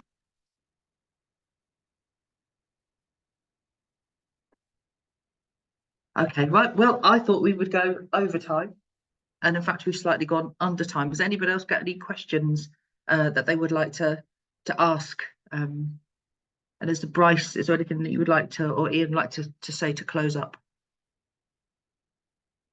Okay, I can see that there's a question in the chat. Let me just have a look. Yes, I think the point that you're asking about, how do we avoid that this provision becomes a way to normalise the many structural injustices in the social, economic and food systems? How do you see this work tackling the structural problems rather than the crisis alone? I think this is a really good question, because I think that enabling a route to market for regional and local farmers, whether that's allotments, whether that is, you know, at scale market gardens, and whether that's bigger farmers, I think this is really important to create a market that goes directly to those groups. Again, encouraging the use of sort of hopefully organic, seasonally grown, you know, well produced, fairly sourced, fairly paid, equitably paid systems. Again, we need to have a route to market, and at the moment we have the intermediary of the supermarkets, and we know that there is obviously always the profit motive, an increasing profit motive every year on year, which distorts the value that's held within the food system for farmers. And I certainly think that having farmers on board here is really, really important. And I think a lot of farmers would be really interested to see opportunities for them to basically grow and sell their produce much more directly to regional things. And we've got a lot of assets and leverage within local authorities who through some of their work towards sustainable food places are already doing this work. So again, in Nottinghamshire, I don't know whether Cathy Holmes is still on this call, but Cathy Holmes has been instrumental in Nottinghamshire in knitting together some of these things. And so we've had a farm start research in Nottinghamshire looking at mapping existing land and where there are other opportunities to grow stuff. I think there's loads of expertise that's held within, say, for example, urban gardeners. So they don't have the space, but they have the expertise in engaging urban audiences into growing. I would love to see local authority parks and gardens, and also universities themselves, giving up some of their estate and having it requisitioned to grow fruits and vegetables at scale like they did in the war, so that they could then be given to processing kitchens and then sent to their local canteens. So again, I think we have to see what's possible now and what are some of the small steps we could be taking to some more of this systemic change. And I think, you know, educating people about food that's grown locally and seasonally, in sort of hopefully organic and environmentally harmonious ways is a really fantastic way of that. So again, we've got to create a market for it. And I think this is one route to doing that. And I also think that a lot of people, I really gathered from the lockdown period, and again with sort of wider climate stuff, people want to do something. They want to feel like they can do something. And I think eating at a space and knowing that that meal is contributing to a regional food economy that is equitable and just and environmentally friendly, that food hasn't been thrown away, that everybody's been given the opportunity to eat together, is something that people will be really drawn to. And again, I think this will be a rolling, sort of hopefully growing project. And I certainly think that there is a huge amount of opportunity to input into some of these really important questions to make sure that the existing inequalities and problems don't just get reproduced. Yeah, I can see lots of other, sorry, I'm trying to read questions in the chat here. I don't know if anybody else has got. Yeah, to answer the question about agroecological food movements into community kitchens, 100% agreed. And this also means moving away from the way surplus food is created in the current system. I'd agree to a certain extent, but I think in a large industrial food system, we're always going to have surpluses. The issue is they're not surpluses if they're eaten by everybody in a not-for-profit way. I think the problem is that they're surpluses and then they're thrown away rather than giving them to people to eat or giving them to charity as a way of basically making it easier and less expensive for them to dump what would then be waste. And so again, I think some of this it will open up the question of some of that stuff. And I think a lot of surpluses at the moment, because it's still seen as like waste food for poor people, it others it. And I think it needs to be brought into the public imagination to see it, to taste it, to see what is being produced as a way of potentially pushing back upon some of those narratives. But again, when machines are calibrating, sometimes the labels will be wrong, sometimes there's human error, sometimes there's climate things where it might rain on a bank holiday and surplus is produced. There might be issues with crop failures or with transport. So there's all sorts of reasons why food is surplus food is created. But I just think it would be preferable to have some mechanism for capturing as much of that as possible, and to be basically integrated into a food system which, you know, is fair and equitable in some ways. I think that's we've got to start somewhere. But yeah, I absolutely agree that we can't just reproduce the existing problems. Yes, and again, contacts in Europe would be really, really helpful. The Future Food Seminar that we're running has got a chap called Paolo Corvo, who's done a really big study of the benefits of work canteens in Europe, and he's going to be coming to talk at our seminar. So if you have got any other context that you think might be useful for this, especially European-wide, please do keep in contact. And yes, we will continue this conversation. So thank you very much, everybody, for coming along. It's been really well attended. It's been a really lively discussion, and hopefully this is just the start of getting this project rolling. As I've said, we will send out the slides and the recording, and I'll also get together like a small pack of information, people's stuff that they're doing and that I think is relevant, so we can start to sort of collect a bit of a sort of database or library of stuff that's useful for us, so we can make a start with that. Okay, thank you very much, everybody. Go and have a well-deserved cup of tea and coffee now, and we shall see you all hopefully later in the summer. And thanks ever so much for attending. Oh, Costas, did you want to ask a question? Sorry, you're okay now. Okay, all right. Any questions after, just get in contact with me. Thanks ever so much, guys. Bye.